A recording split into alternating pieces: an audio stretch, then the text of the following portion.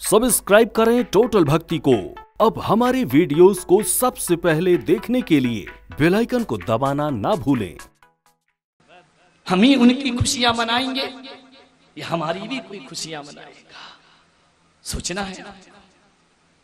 रोम रोम रोमांचित जन्मदिन मना रहे हैं भगवान का, जन्म कल्याणक बन गया। जन्मदिन आप भी मनाते हैं अपनी औलाद का, कैसे मनाते हो बताओ?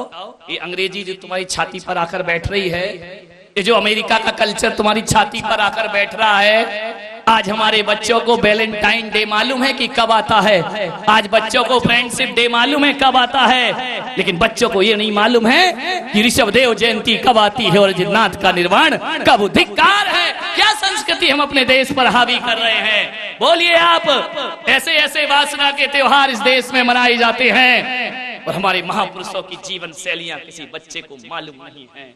दुर्भाग्य है।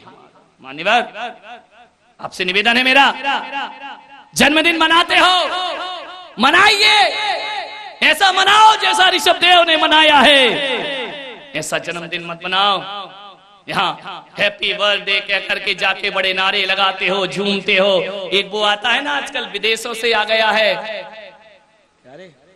केक धरते रहते, ऐसा केक लाते हो उस पे मोमबत्ती लगाते हो, जितना वर्ष हो गए उतनी मोमबत्ती जलाते हो। जलाने के बाद क्या करते हो बोलो? बुझा देते हो, फूंक देते हो। क्यों अपने उजाले जीवन को फूंकते हो? हमारा भारत वो देश है जो किसी के जन्म पर दीपक नहीं बुझाता है। ये पाश्चात्य संस्कृति है जहाँ दीप बुझाए जाते हैं।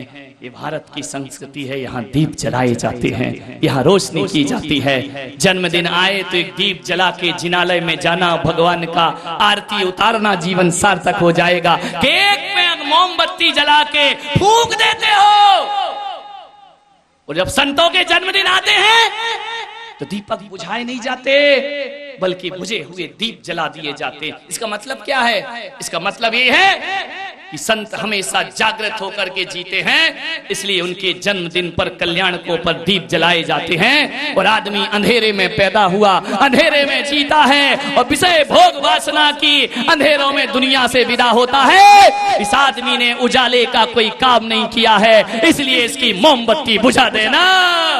नहीं, हम तो उस देश के लोग हैं जो कहते हैं तमसो मां ज्योतिर्गमय, अंधकार से हमें प्रकाश की ओर ले चलो। ये पाश्चात्य संस्कृति मालूम है क्या कहती है? प्रकाश से हमें अंधकार की ओर ले चलो। हम भारत के लोग हैं, हम पूरब में रहने वाले लोग हैं। हम पूरब के लोग सूरज उगाना जानते हैं, वो पश्चिम के लोग सूरज डुबाना जानते हैं। ध्यान रखिए हमारी संस्कृति। अब की जब जन्मदिन बच्चों का आए तो जाकर कहना, जाओ जिनालय में जाके बेटा धोती दुपट्टा पहन और भगवान का अभिषेक कर, तेरा जन्म लेना सार्थक हो जाएगा। जा मुनियों को आहार दे, तेरा जन्म लेना सार्थक हो जाएगा। जा करके अपने धर्म के लिए आशीर्वाद प्राप्त कर, तेरा जन्म लेना सार्थक हो जाएगा। ऐसा जन्मदिन मनाओ अपनी जिंदगी का। और अब की बार जब जन्मदिन आए, मंदिर नहीं जा सको, शमशान चले जाना। मोमबत्ती से अच्छी तो वो जलती चिता है, उसके सामने बैठ करके देखना, देखेगा जैसे ही चिता को तो सब जन्मदिन बनाना भूल जाएगा। और चिता से आवाज आएगी, राजा राणा छत्रपति हाथ इनके असवार, और मरना सबको एक दिन अपनी अपनी। इस जन्मदिन की खुशियां मनाते हो?